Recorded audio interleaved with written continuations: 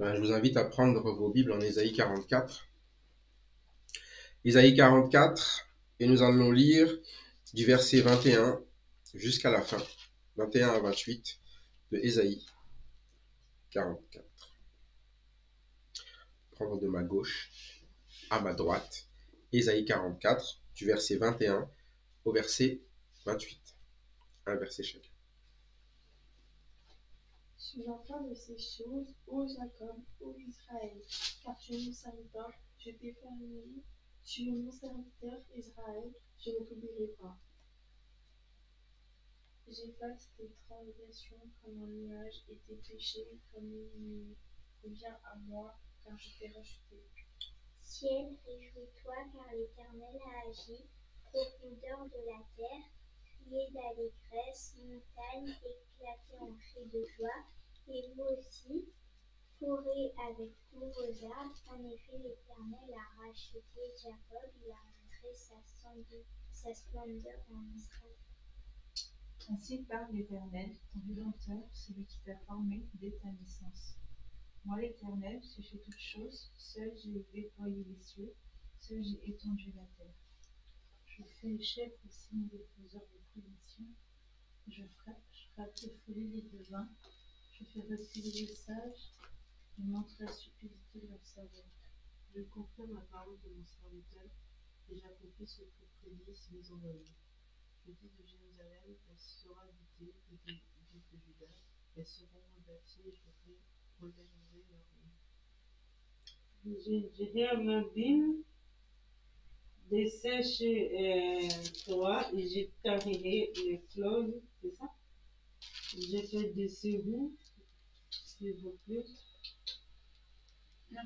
Je dis à propos des Cyrus, il est mon berger, et il accomplira toute ma volonté. Il dira à Jérusalem, sois reconstruite, et au temple, que tes fondations soient posées.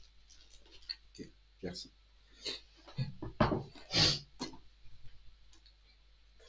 Après avoir rappelé à Israël son identité, qui il est vis-à-vis d'eux, après avoir rappelé au final qu'il est le seul Dieu et que hors de lui, il n'y a point de Dieu,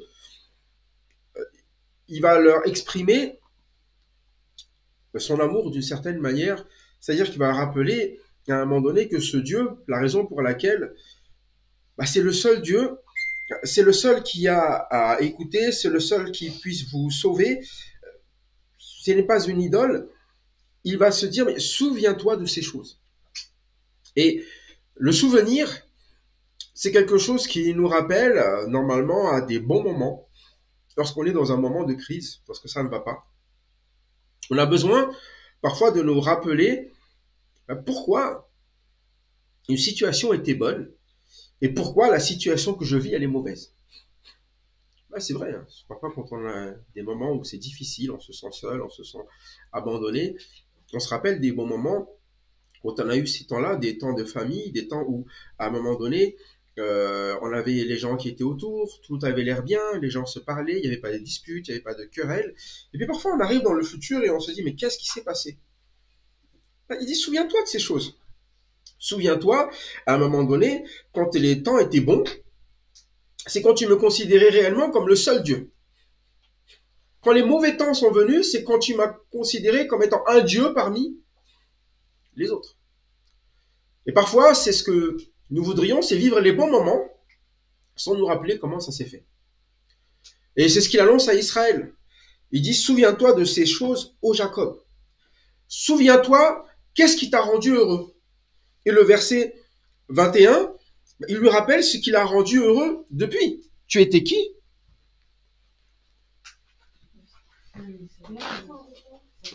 Mon serviteur. Pourtant, quand on va parler du mot serviteur, c'est quelque chose qui a l'air de rendre tout le monde malheureux. Un serviteur, c'est quelqu'un qui a, souvent on va se dire, a le droit de faire quoi? J'ai le droit de rien faire. C'est ça, hein? Un peu comme les enfants, vous savez. C'est pas juste, j'ai le droit de rien faire. Les adultes, ils ont de la chance, ils peuvent faire tout ce qu'ils veulent. C'est ça, hein, quand on est enfant. Hein. On pense qu'un adulte fait Qui est le plus libre en réalité? L'enfant ou l'adulte de faire ce qu'il veut? Ah, l'enfant peut jouer, hein. Est-ce qu'un adulte peut jouer tout le temps? Non. Les adultes aimeraient bien apprendre. Est-ce qu'il peut apprendre tout le temps? Non, il faut travailler. Il y a des responsabilités, tout ça. Mais il dit, souviens-toi, quand tu étais serviteur, tu n'avais rien à penser. Tu avais jusqu'à quoi? À servir. Et quand tu sers, c'est là que tu as vu les délivrances. C'est là que tu as vu les saluts. C'est là que tu étais heureux. C'est là que tu étais content. Et c'est ça, souvent, notre problème, c'est que parfois, c'est ce qu'on entend dire, ouais, mais si je veux pas venir à Dieu parce qu'avec Dieu, on peut pas faire ce qu'on veut. Eh bien, attends. On peut pas faire ce qu'on veut. Mais justement, l'objectif, c'est que tu fasses pas ce que tu veux, mais tu fasses ce qui est bon. Parce que si tu faisais ce que tu voulais, si vous laissez un enfant faire tout ce qu'il veut, c'est impossible qu'il fasse ce qui est bien. Un enfant, s'il fait ce qu'il veut, vous avez déjà vu des enfants, vous les mettez ensemble dans la cour de récréation, ça revient toujours avec des quoi? Des pleurs. Hein. Il a fait ceci, il m'a fait cela, et chacun fait ce qu'il veut. Il faut toujours quelqu'un qui leur dise non, ça, tu ne faut pas faire ça, ça, c'est pas bien, ça n'y va pas. Mais en fait, c'est ça un serviteur, c'est que Dieu va lui dire exactement, attention, ne fais pas ça, ne touche pas à ci. Et si Dieu ne disait rien, ben c'est ça une idole. Une idole, elle dit quoi? Elle dit rien. C'est nous qui lui avons parlé. Nous lui disons, Dieu, je veux que tu fasses ça. Et l'idole, elle fait quoi? Oui, d'accord, je vais répéter ce que tu dis. Mais il dit, souviens-toi car tu es mon serviteur, je t'ai formé. Je t'ai formé, ça veut dire que c'est moi qui ai fait de toi ce que tu es. Qui te connaît mieux que moi? Et parfois, on pense même nous se connaître, mieux que Dieu ne nous connaît. Pourtant, c'est lui qui nous a formés de bout en bout, il connaît notre cerveau, il connaît nos besoins, il connaît tout ce qui est fonctionnement. Et c'est vrai. C'est comme si à un moment donné, eh bien, alors pareil, lorsque nous étions beaucoup plus jeunes, nous pensons bien nous connaître. On pense, moi je sais que si je fais ça, c'est bien, moi je pense que si je fais ça, c'est bien, moi je pense, on pense bien se connaître. Pourtant, quand on écoute, si on demanderait qu'est-ce que quelqu'un voudrait faire toute la journée, ah, moi je veux pas aller à l'école. Ah, moi je veux pas manger autre chose que des frites. Ah non, moi je veux pas, à un moment donné, je veux des bonbons. Ah non, mais moi je préfère. Et là, on pense bien connaître. Et parfois, on entend les gens, mais attends, tout ce que tu fais là, ça va te faire du mal, non? Si tu n'apprends pas, bah, tu vas faire quoi plus tard? Comment est-ce que tu vas comprendre des choses plus tard? Tu vas te faire avoir plus tard. Tu vas pas avoir de... Il y a plein de choses dans l'avenir que nous ne voyons pas. Et c'est là où Dieu, quand il nous parle, il nous parle comme à des serviteurs pour que nous puissions avancer simplement avec ses paroles pour ne pas avoir des moments où on se retrouvera avec des problèmes. C'est pour ça qu'il dit Israël, n'aie pas peur. Je ne t'oublierai pas. Je t'oublierai pas. Et c'est là où on va parler vraiment d'amour. Quand Dieu, en fait, il nous appelle serviteurs, c'est à ces serviteurs qu'il va pouvoir donner de l'amour. Quand vous donnez de l'amour à quelqu'un, c'est que vous veillez, vous surveillez, et vous faites attention à lui. Il dit, je t'oublie pas. Ça veut dire qu'à un moment donné, même quand tu es des situations qui est compliquées, tu restes toujours où? Dans ma tête. Hein. C'est pour ça que le plan de Dieu, depuis le départ, c'est d'envoyer Christ. Il n'a pas oublié, ce peuple est rempli de péchés. C'est le démarrage. Hein. C'est un peuple plein de péchés, c'est un peuple rebelle, c'est un peuple qui m'abandonne. Et il ne l'oublie pas. Dans ces moments-là, il dit, il faut que ce peuple-là, je le sauve. Mais nous, on voudrait que Dieu nous oublie. On voudrait que Dieu dise, oublie-moi, laisse-moi faire comme je veux, laisse-moi tranquille. Mais s'il faisait ça, c'est là à ce moment-là qu'on dit, c'est un Dieu qui ne nous aime pas. Si Dieu nous écoutait, c'est là où on verrait comment Dieu ne nous aime pas. Il dit, ok, tu veux pas, mais non, il nous rappelle toujours ses paroles. Même quand il nous livre, c'est pour nous apprendre que la vie sans lui est une vie quoi? Compliquée. Hein. Quand il nous livre, c'est toujours pour nous ramener à lui-même. C'est pour ça qu'on voit Israël parfois qui part toujours très loin, mais à la fin, Dieu amène toujours un message pour dire quoi? Revenez. C'est ça l'amour. Je ne t'oublie pas. Et même si tu as fait des fautes, même si tu as péché, même si tu as fait ce qui est mal, verset 22, j'effacerai tes transgressions. Transgression, c'est de la désobéissance. Une transgression, c'est pas simplement le péché. Transgression, c'est tu sais ce qui a été dit, mais tu veux quand même quoi? Faire autre chose, oui. Il a dit, je les effacerai. C'est pas sur ça qu'on va s'arrêter. On va pas s'arrêter sur ce que tu n'as pas fait ou ce que tu as mal fait. Ça, je les efface. Parce que l'objectif, c'est quoi? C'est que tu reviennes à moi. Et c'est ça l'objectif de Dieu, c'est que si tu es loin, c'est là que tu es en danger. Je ne veux pas me débarrasser de toi à cause de tes transgressions. Je veux que tu reviennes à moi et je veux effacer tes transgressions, mais aussi quoi? Tes péchés, comme une nouée. C'est-à-dire d'un souffle. Je ne vais pas passer mon temps à me rappeler ou te rappeler ce que tu as fait, tes fautes, tout le temps, tout le temps, tout le temps, tout le temps. Si tu reviens à moi, c'est le principal. Et quand la personne revient, il y a un avantage, c'est qu'il peut redevenir un quoi? Un serviteur. On revient à la bonne situation. À la bonne chose qui va te permettre dans la vie de revenir à quelque chose de joyeux. Et pour ça, il dit, c'est moi qui te rachète. C'est-à-dire que toutes tes fautes, tout ce que tu as fait de mal, c'est moi qui vais le payer. Et c'est un peu comme si vous étiez là, vous avez volé plein de choses, vous méritiez la prison, et il aurait fallu vous condamner pour cela. Et il dit quoi? C'est pas grave, je paye. L'important, c'est que tu reviennes et on va partir sur un autre départ. Une autre manière de vivre que celle que tu as vécue quand tu étais un voleur, comme c'est la manière dont tu occupais les choses. Et c'est ça, en fait, ce qu'on appelle le salut en Jésus-Christ. C'est qu'il n'est pas là en train de nous dire à un moment donné, c'est fichu pour toi, et de toute façon, tu es condamné à ce que tu es. Non, il a payé de sa vie, Jésus-Christ, pour que les péchés soient effacés, pour que nous puissions marcher dans une vie nouvelle, comme des serviteurs de Dieu. C'est ça aussi l'objectif, c'est que la vie soit vraiment nouvelle, des serviteurs. Et c'est là que, quand il y a cela qui arrive, verset 23, eh bien, ce n'est pas des reproches qu'il y a au ciel. Qu'est-ce qu'il y a, verset 23? Il y a de la réjouissance. Quand quelqu'un revient, ce serait bizarre d'être fâché que la personne revienne. Non? Quand vous avez quelqu'un qui a disparu pendant un temps, que vous le retrouvez, si vous l'aimez vraiment, la première chose qui vient à votre tête, c'est de la joie. Vous n'êtes pas dans une colère, vous étiez triste, qu'est-ce qui t'est arrivé, comment ça s'est passé, pourquoi est-ce que tu es dans cet état? Et l'idée, c'est de le restaurer. L'idée, c'est de l'amener à revivre quelque chose de bon dans une vie qui est bonne. Et c'est pour ça qu'il dit, mais les cieux, réjouissez-vous, car l'Éternel a agi.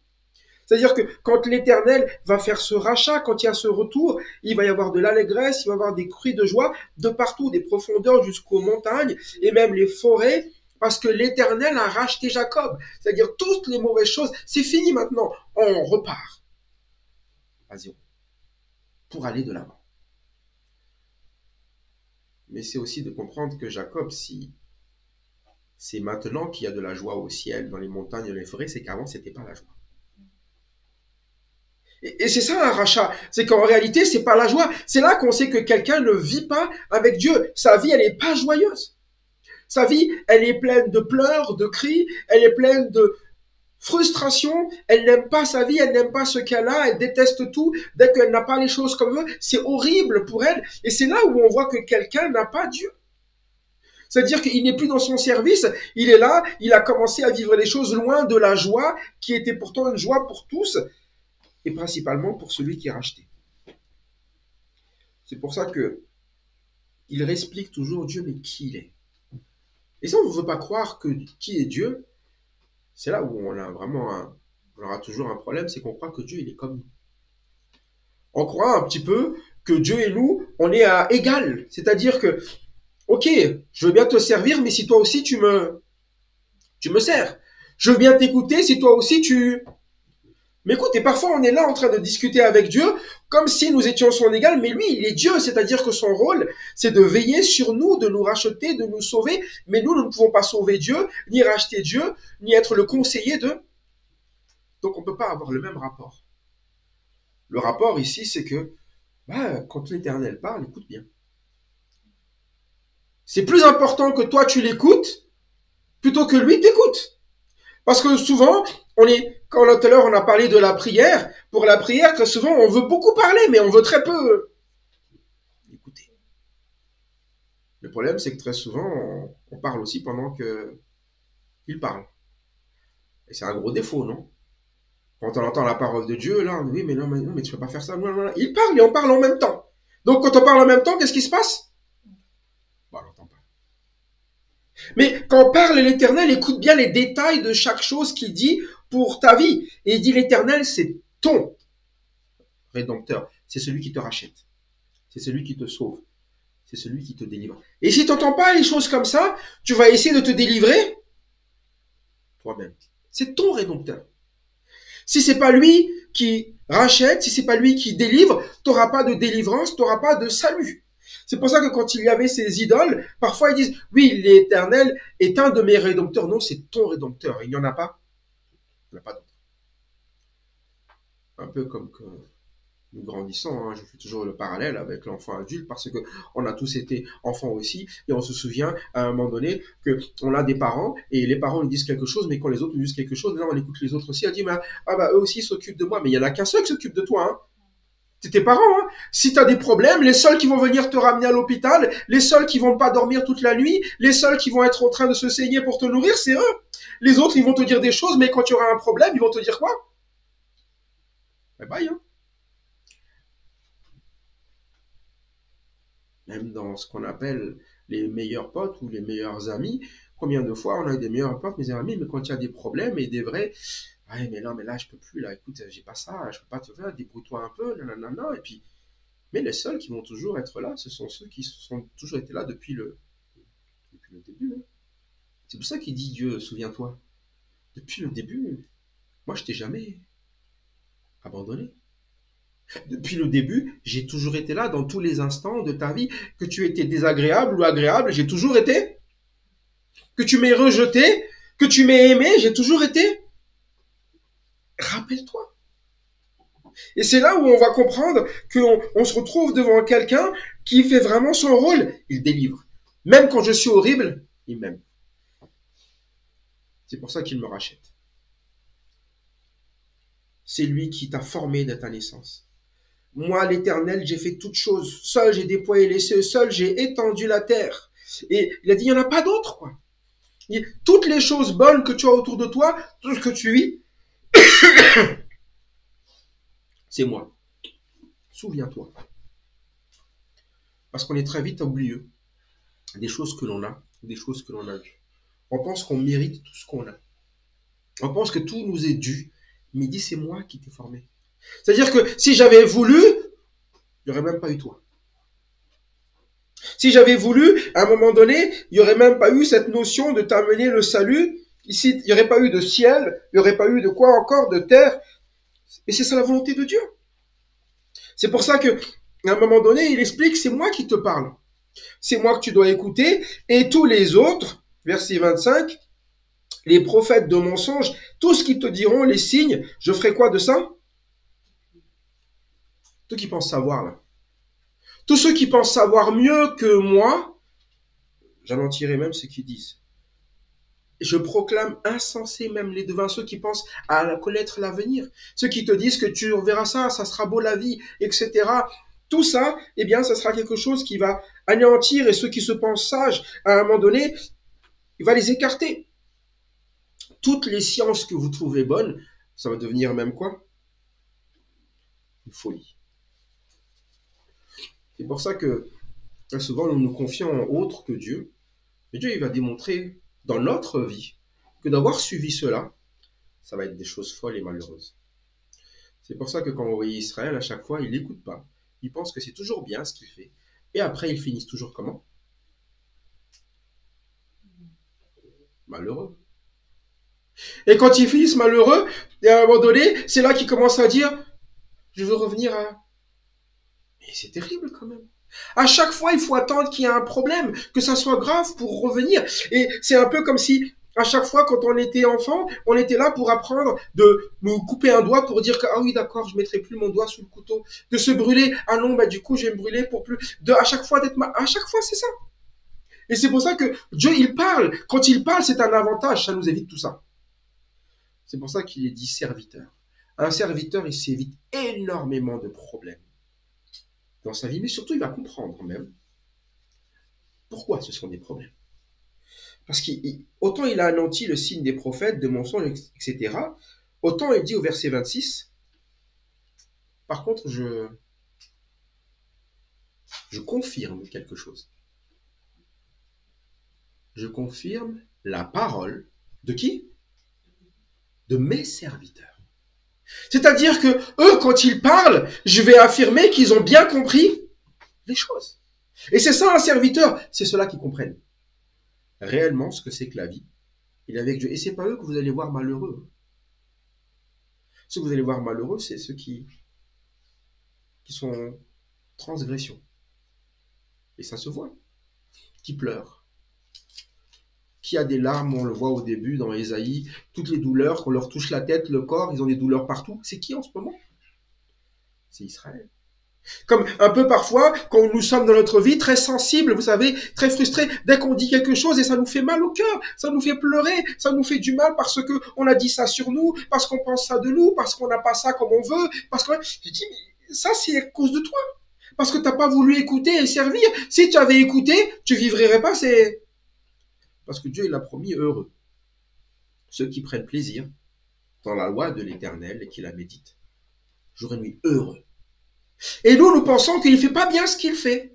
C'est-à-dire, la manière dont il agit n'est pas la bonne manière, parce que nous pensons plus intelligent que Dieu. Et c'est ça le conseil du méchant. Le méchant, il pense toujours savoir mieux que Dieu.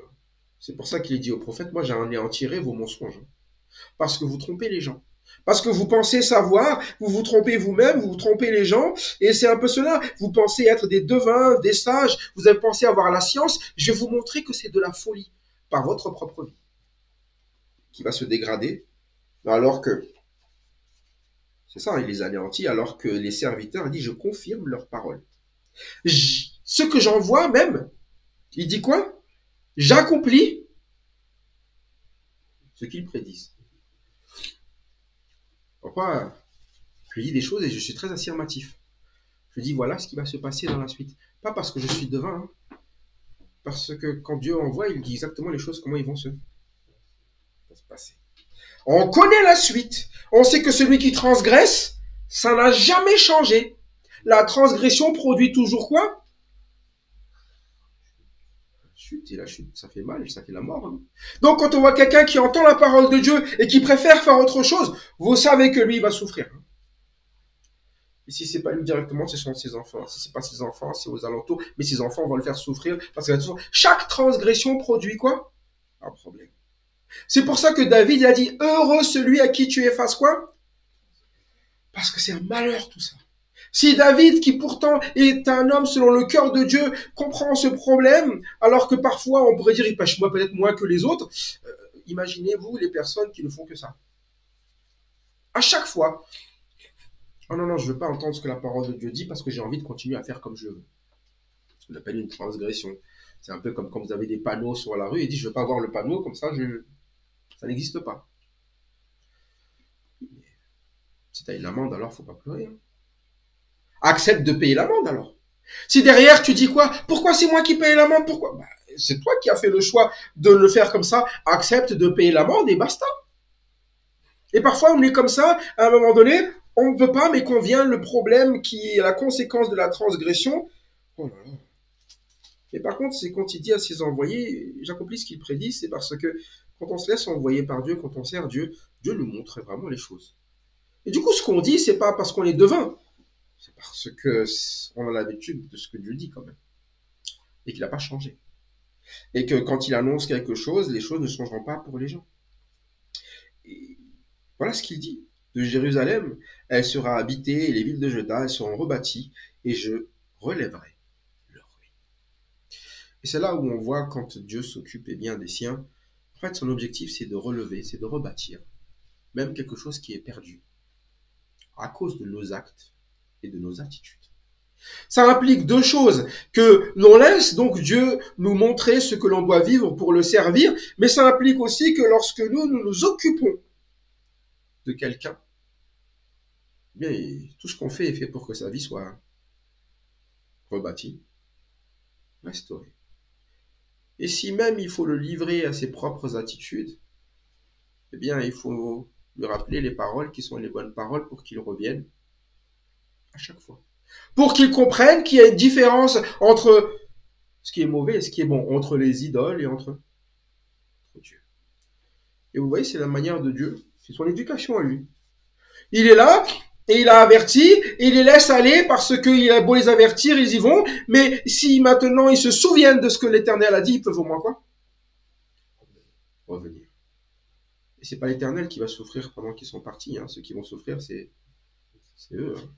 C'est eux qui vont aller, eh bien, de manière à être exilés dans un autre endroit, dans un autre pays, au milieu d'étrangers. Eux qui voulaient faire ce qu'ils voulaient, non seulement ils vont pas jamais pouvoir faire ce qu'ils veulent, mais ils vont faire la volonté de leurs propres ennemis.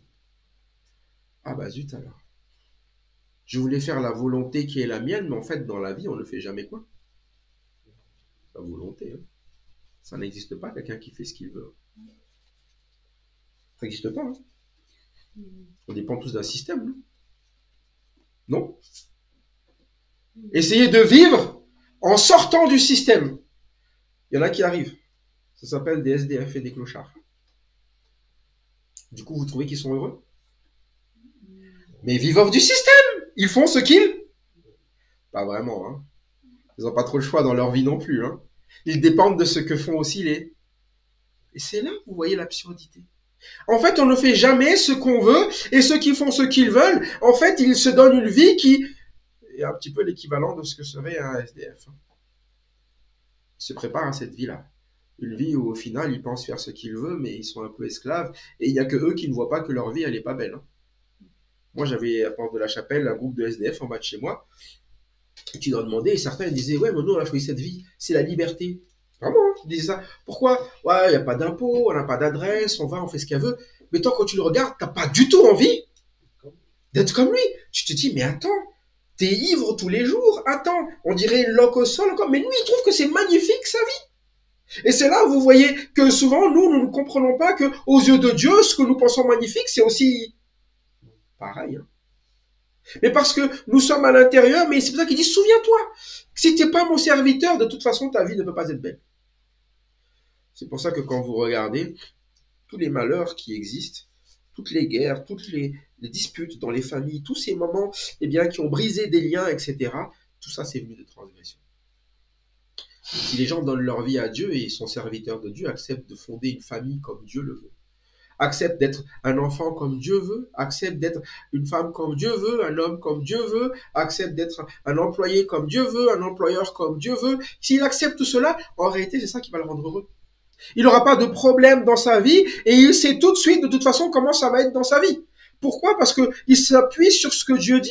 Si Dieu dit, cherchez d'abord le royaume et la justice de Dieu et toutes choses vous seront données en plus et qu'il croit et qu'il avance, ça se passera exactement comme Dieu. Et c'est toujours vrai. Simplement, nous, c'est le par-dessus qu'on a du mal à abandonner. Tant qu'on a du mal à abandonner celui-là, ça ne peut pas marcher. Parce que ce n'est pas une théorie, c'est un service. Et j'aime bien parce qu'il utilise le mot serviteur. Serviteur n'est pas une théorie.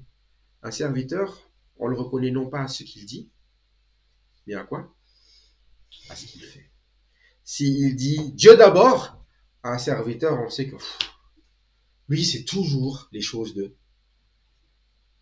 Il n'y a pas que ça dans la vie. Mais c'est là où on verra. Mais en fait, lui, il cherche d'abord quoi? À servir, à être envoyé. Et c'est ça qu'il va chercher en toute chose. C'est pour ça que celui-là, il a dit, j'accomplis ce que prédisent mes envoyés. Et comme il dit à Jérusalem, elle sera habitée. Les villes de Juda, elles seront rebâties. Et je les relèverai de leur ruine. Et ça sera vrai. Et il dit ça au futur.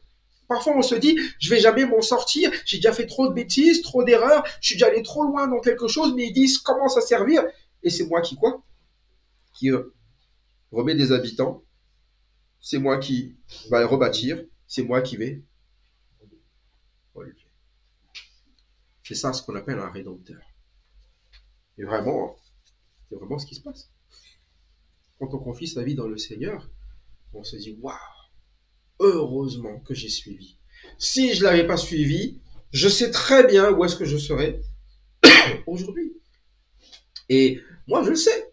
Je sais parce que je regarde ce que je fréquentais avant et que si j'aurais continué à faire cela, je sais ce qui serait arrivé. Je connais. Parce qu'à un moment donné, j'aurais fait la même chose que Dieu. Pourquoi j'aurais fait différemment? Puisque je n'avais pas de service ni d'instruction. J'ai simplement suivi. Et je peux vous dire que j'en ai raté de mes études. J'en ai fait des nuits blanches à faire gauche, à droite. J'en ai fait du mal à certains parce que j'avais envie. Parce que c'est cela. Et c'est ce qu'on continue toujours à faire dans le temps quand on n'écoute pas Dieu. Mais à l'époque, est-ce que vous pensez que je pensais faire mal? Non. Moi, je pensais que c'était génial, ma vie. Je pensais que tout était bien, que tout était magnifique. Et c'est pour ça que Dieu, quand il parle, il amène vraiment un futur, une promesse. Elle dit, elle sera habitée. Elles seront rebâties. Je relèverai leurs ruines. Je dis à l'abîme, dessèche-toi. Je tarirai tes fleuves. Tout ce qui t'engloutit, tout ce qui t'a l'air sombre, toutes ces choses où tu as l'impression qu'il n'y a pas de sortie, rappelle-toi juste de qui je suis. Et laisse-moi faire. Sois un serviteur. C'est pour ça qu'il donne une promesse qui va s'accomplir beaucoup plus tard. Quand il parle de Cyrus ici, c'est assez étonnant parce que Cyrus, il n'existe pas encore. Vous savez de quelle époque est Cyrus? C'est pas le roi David. Oui. Non, c'est avant. Il est plutôt de l'époque d'Esdras. Voilà. C'est la construction du dernier. C'est ça. Et déjà là, il dit quoi? Je dis de Cyrus, il est mon berger. Et il accomplira toute ma volonté. Je dirai de Jérusalem qu'elle soit rebâtie et du temple qu'il soit. Il a prédit qu'il serait détruit et qu'il est capable aussi de quoi après? De reconstruire. Et ça s'est arrivé. Hein. Regardez l'histoire. Hein. C'est arrivé. Hein. C'est comme ça que ça s'est passé réellement. Et Cyrus a ordonné quoi? Rentrez dans votre pays. La ville a été réhabitée, tout s'est passé exactement comme cela. Et c'est là où on se dit, mais non, mais si. C'est pour ça que souvent ça n'arrive pas dans notre vie parce que nous ne croyons pas, nous croyons qu'il ne fait pas ce qu'il dit. Mais à chaque fois, vous allez voir qu'ici, Ésaïe, tout ce qu'il a dit à dire à Ésaïe, parce que ce que Ésaïe a dit, c'est accompli. Oui. Mais les autres, qu'est-ce qu'ils sont devenus? On ne se souvient même plus d'eux. On ne se souvient même plus de ce qu'ils ont dit.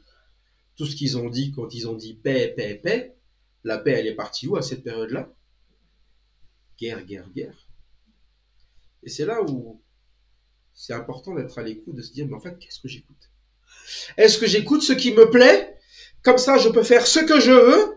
Ou est-ce que j'écoute une vie où Dieu me demande de servir et d'obéir, et là, je vivrai ce qui est bon, une vie qui sera bâtie ou rebâtie? C'est ça la vraie question. Mais on sait toujours où est-ce que va l'un et où est-ce que va l'autre. C'est pour ça que nous ne cessons d'appeler à revenir ou à venir. C'est pour ça que nous ne cessons de rappeler que Dieu a toujours raison. Et ceux qui ne croient pas, ce qui est annoncé aujourd'hui fera qu'ils vont comprendre un jour. C'est pas moi qui t'ai prévenu, hein, c'est Dieu qui t'a prévenu. Mais c'est vrai dans l'autre sens aussi. Il t'a aussi dit qu'il peut te racheter. Que ça soit aujourd'hui ou demain, il te rachètera. La seule différence entre aujourd'hui et demain, c'est que tu vas vivre un véritable malheur entre les deux. Et que les transgressions ramènent toujours des choses terribles. Et oui, il efface, mais en attendant, ça fait quand même mal. Je peux effacer une cicatrice de votre peau après vous avoir donné un coup de couteau, si vous voulez. Hein.